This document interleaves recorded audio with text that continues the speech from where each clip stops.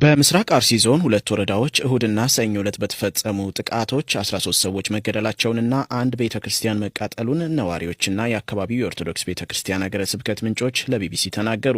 አብዛኛው ግድያ የተፈጸመው በዞኑ አሰቆ ወረዳ ውስጥ መሆኑን እማኞች ገልጸዋል። ቢቢሲ ያነጋገራቸውና በአካባቢው የቤተክርስቲያን አገልጋይ የሆኑ ግለሰብ በጥቃቱ ሚኒሻ የነበረው ወንድማቸው መገደሉን ገልጸው የ101 ዓመት ዕድሜ ያለው ጠለታ ገብርኤል ቤተክርስቲያን ከታቦተ ሕጉ ውጪ ሙሉ በሙሉ እንደወደመ ስለ ጥቃቱ ሲያብራሩ ተናግረዋል። የግለሰቡን ስም ለደህንነታቸው ስንል ያልጠቀስን ሲሆን ድምጻቸውንም ቀይረናል።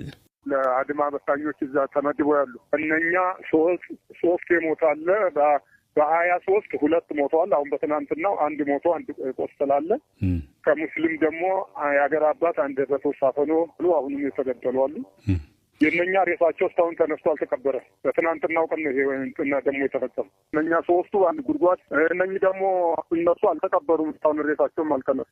ለምንድን ነው ያልተቀበሩት? በቃ ጦሩ ጠላት አሸነፈና ማንሳትም አልቻልን። እነኛ አሁን ህይወታቸው ያለፈው ትናንት ነው የተገደሉ። ስለዚህ አስክሬን ለማንሳትም እምቢ ይላሉ ማለት ነው እነዚህ አጥቂዎቹ። እንዴ ሌላ ግን እኛም ታውን ሸሽተን ወደ ጎረቤት ደብረ ወደ ርቻ ተሻገርን። ያው ተሻግሮ ያንሳች አባት ሀዘን ላይ እንደሆኑ አውቃለሁ። ግን እንደው እነዚህ አጥቂዎች ማን ናቸው? ምንድን ነው እየሆነ ያለው? እንደው አጥርተው ቢነግሩን እንዴት ደስ ይለናል። ሸኔ ነው የፈጃቸው። ክርስቲያኑ የሚያቃጠለው ሸኔ ነው። ሸኔ እንደሆነ እናንተ እንዴት ነው የምትለዩት? በምንድን ነው የምታውቁት? እንጂ በስናይበር አልመትረየስ አላቸው። ስንጠቆሳቸው ነው የቆየ ነው። ከቀኑ 6 ሰዓት ድረስ ቅዳሜ ሁለት ግንቦት 23 ከጠዋቱ 11 ሰዓት ተኩስ የተጋጠምን ቀን 6 ሰዓት ሲል እኛ ተሸነፍን ሸሸን። ታጥቀው ነው የመጡት። ምን ያህል ይሆናሉ? ታጥቀዋል። እንጂ ብዛታቸው ይሄ ነው ማለት አይቻልም። ብዛታቸው እንጂ ቢያንስ ከ2000 ነው። ምን ላይ ነው ጥቃት የጀመሩት?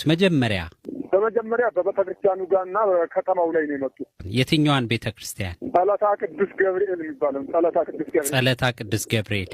ለምንድን ነው ቤተክርስቲያኗ ላይ ኢላማ ያደረጉት? አይወዱማ። ስለማይወዱ ነው። ቤተክርስቲያን ኦርቶዶክስ ተከታዮችን ነው እየጎዱ ያሉ። ይሄ ነገር የሃይማኖት ነው የብሔር ነው ምንድን ነው? ወይ በፖለቲካ ፍላጎት ነው? ምን ይመስልዎታል በእርሶ ግምገማ? እሱማ የብሔር ጦር እንዲነሳ ነው አካሂዳቸው። የሚፈልጉት መሳሪያ ያዘን ክርስቲያንና ሚሊሻ ሙስሊሙም ሆነው ታጣቂ ሚሊሻ የሆነን አይወዱም። ያው ካገኙ ይገላሉ፣ በእጅ ተያዙም ያርዳሉ። በቅቤ ነው የሚያርዱት። ወደ 6 ዓመታችን ነው። ምንድን ነው የሚፈልጉት ግን? ምንድን ነው ጥያቄያቸው? ምን እንድትሆኑ ነው? ውጡልን ነው? ምንድን ነው የሚፈልጉት? ታጣኛ ምን እንደሚሉንም እኮ ግራ ነው የገባን። ምን የሚሉት የሚጠይቁት ያጠፋነው ነገር እንዳለ አስታርቁን ብለን ወረዳው ሁሉ ጠይቀናል። እርቅ አይፈልጉም እኛን ለማጥፋት። ቤተክርስቲያኑን አቃጠሉት። ትናንት የተቃጠለው እስካሁን ይነዳል። ጉዳቱ ምን ያህል ነው? አረ ጠፍቷል። የለም እስካሁን ይነዳል እኮ። ማጥፋትም አይቻል፣ መሄድም አይቻል።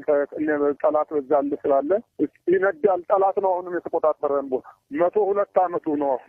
በ1817 ዓመተ ምህረት መከላከያ ወይ ሌላ ኃይል አልገባላችሁም? እስካሁን አልደረሰም? ገና አሁን መጥቶ ወደ በደጋው ክፍል አሰቆ ወረዳ መጥቶ ወደ 40 የሚሉት ከተማ ላይ ደርሷል ይሉናል።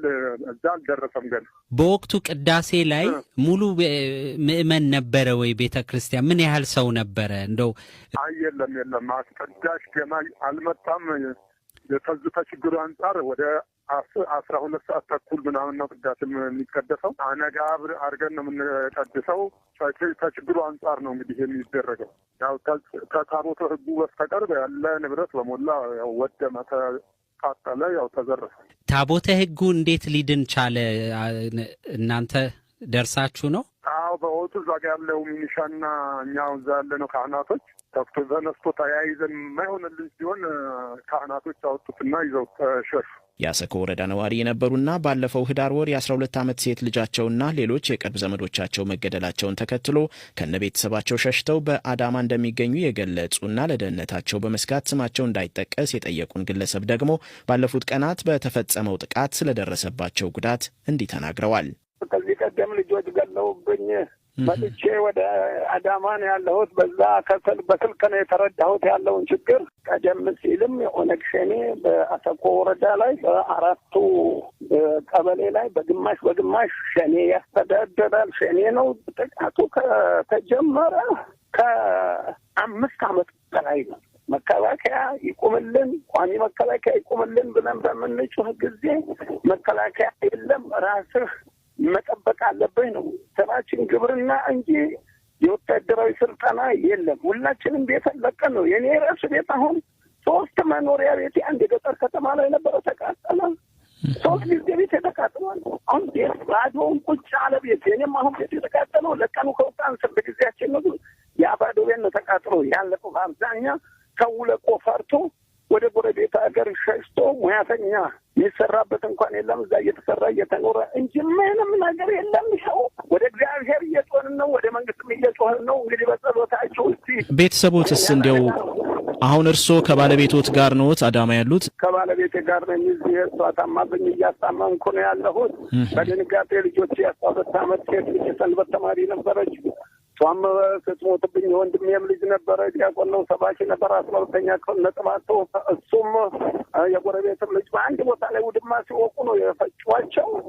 ሬሳችንን እንደ ንፍሮ አንስተን ቀበርን፣ ሸሸን። ከዛ ቦታ ምንናስ ህዳር 1 ቀን በዘንድሮ 2018 ህዳር 1 ቀን እዛ እኛ ሸሸን። ከዛ ወደዚህ ያው እንዲሁ በየሰው ቤት ሰው ላይ ተቀጥሬ ነው አሁን ዘበኝነት ተቀጥሬ እየተመስገን ቤት እንዲሁ በለእግዚአብሔር ያለ ሰርቶኝ እዛች ጋር ቁጭ ብዬ እሷን እያስታመንኩ ሙያተኛ እየሰራሁን እያበላህ ልጆችን እየለመንኩ አንዳንድ ቦታ ላይ ሰጥቼ እነዛም ሰው ቤት እየሰሩ ነው ያሉት። ልጆች ምንም ነገር የለም። እሷን እያስታመንኩ ያለሁ።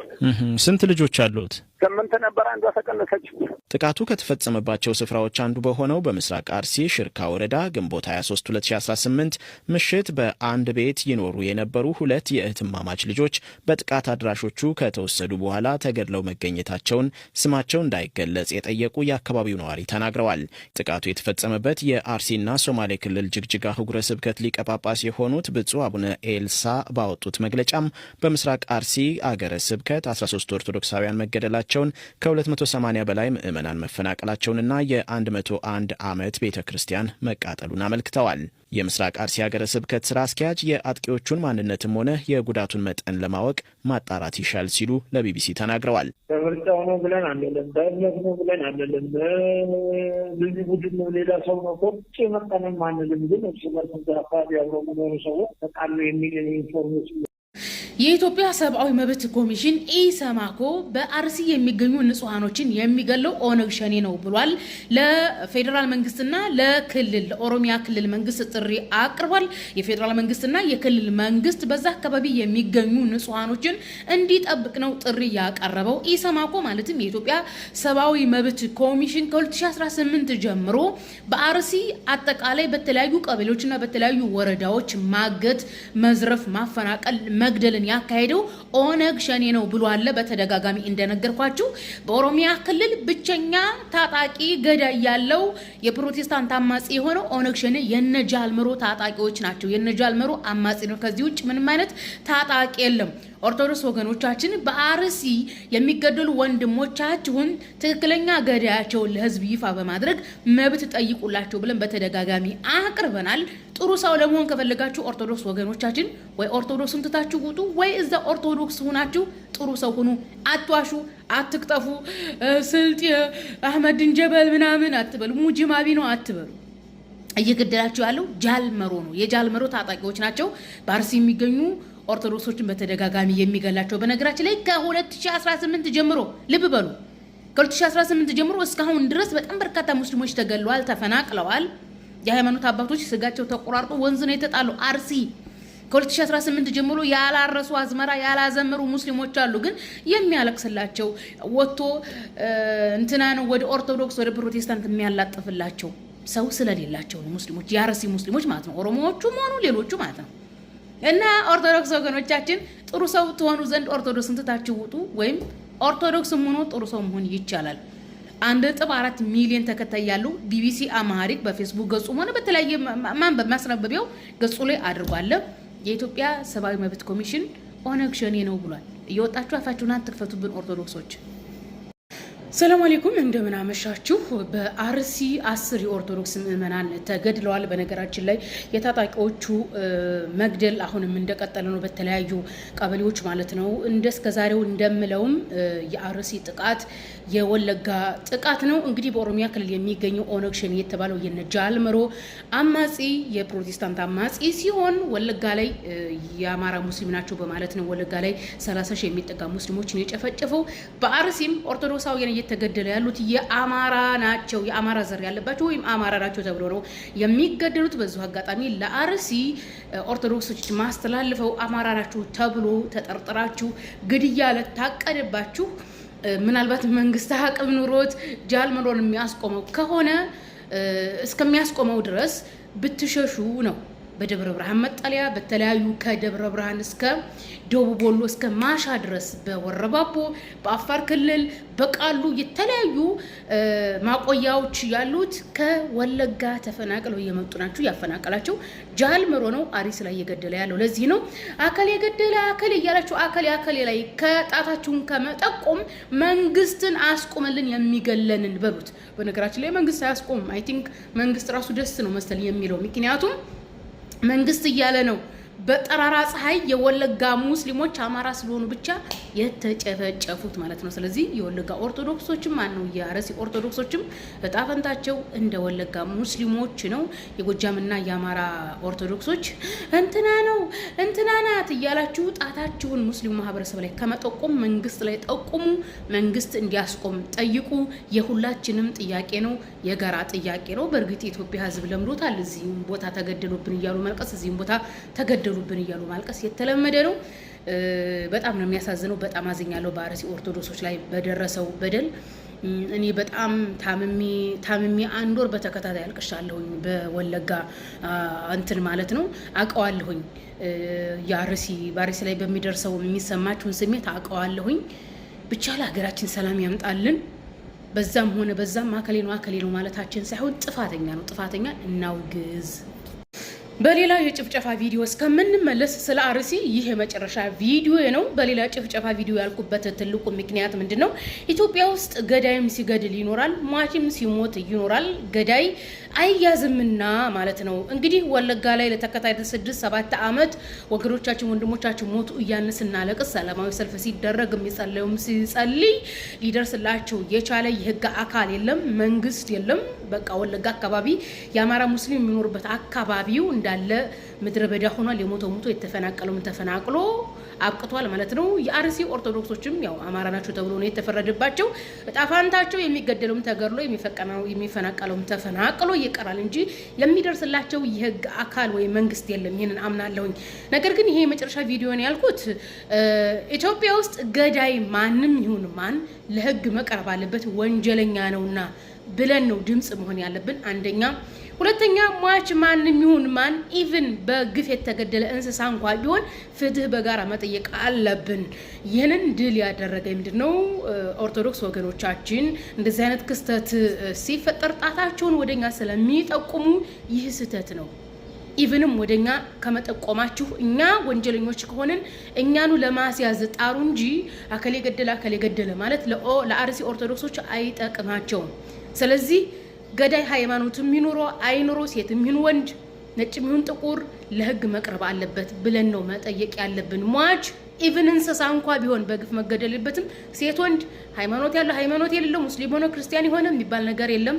ፍትህ ለሚገደሉ አካላት ማለት አለብን እላለሁኝ። ኢትዮጵያ ውስጥ ያው ንጹሃኖች መሞታቸውን ይቀጥላሉ። በነገራችን ላይ ምን እንደሚናፍቅ ታውቃላችሁ? ጠንካራ መንግስት፣ ጠንካራ ወንጀለኛን አፍንጫውን ሰብሮ የሚይዝ የሰው ልጅ በሰላም የሚኖርበት ነው የሚናፍቀኝ። ይህ ነገር መቼ እንደሚሳካ አላውቅም።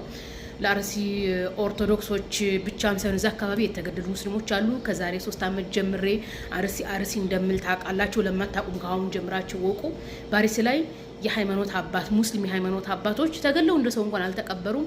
ስጋቸው ተቆራርጦ ወንዝ ተጥሎ ነው የተገኘው። ይሄ ብቻ አይደለም፣ ቤታቸው የተቃጠለባቸው የተፈናቀሉ፣ ነገር ግን ድምጽ የሚሆናቸው ስለሌለ ነው እንጂ አርሲ ላይ ሙስሊሙም ኦርቶዶክስም እየተጨፈጨፈ ነው።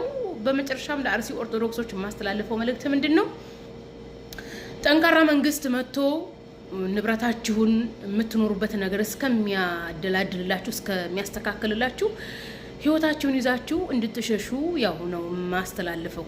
ምክንያቱም ከመሞት መሰንበት ብዬ ስለማስብ ነው።